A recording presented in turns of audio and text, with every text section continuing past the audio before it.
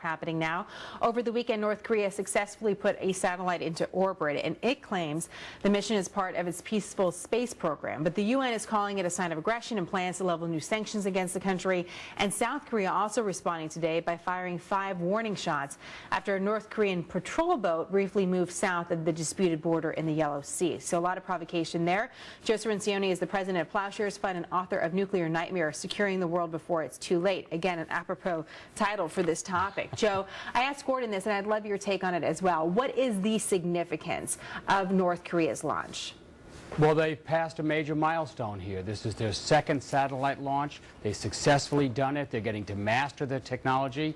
So that's the bad news. The good news is this is not actually a long-range missile. It's not as simple as slapping a nuclear warhead on this. So they're still years away from developing a launcher that's big enough and powerful enough to reach the United States, and a nuclear warhead that's small enough and light enough to put on it. But the bad news, if they keep trying, they are going to perfect this technology. So we don't want that to happen. You and I have spoken about this quite a few times, that administrations of both parties have failed to deter North Korea from these activities. So what is the solution?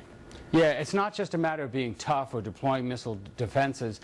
Bush failed to stop them. Obama has failed to stop them. Clearly, we need a new strategy. Most people agree that the key to that is to get bigger sticks. So there's some sanctions that we could put on North Korea, like freezing their overseas bank accounts, the bank accounts the corrupt leadership uses for their own personal purposes, something similar to what we did with Iran that got them to the negotiating table.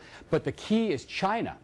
China's the one that is their real economic lifeline. You want China to crack down on them. China doesn't want to crack down on them. So how do we pressure China? One promising technique might be what we're now doing with South Korea, talking to them about deploying missile defenses in South Korea. The THAAD system, a capable system against the short-range rockets that the North Koreans now have.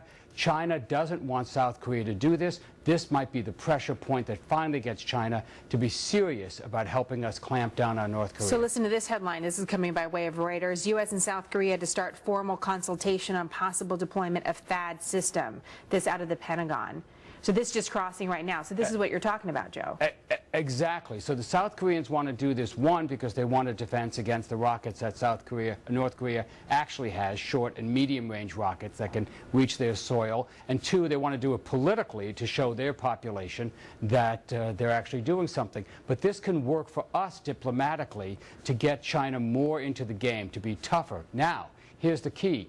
China doesn't want to push North Korea enough so that the regime collapses. They want to have new talks with North Korea. Well, there's a bargain. North Korea has to be cracked down on. China can do that.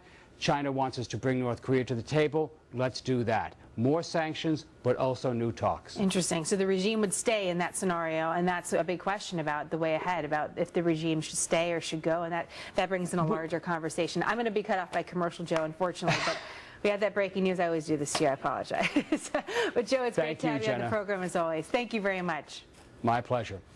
A blizzard barrels toward the East Coast.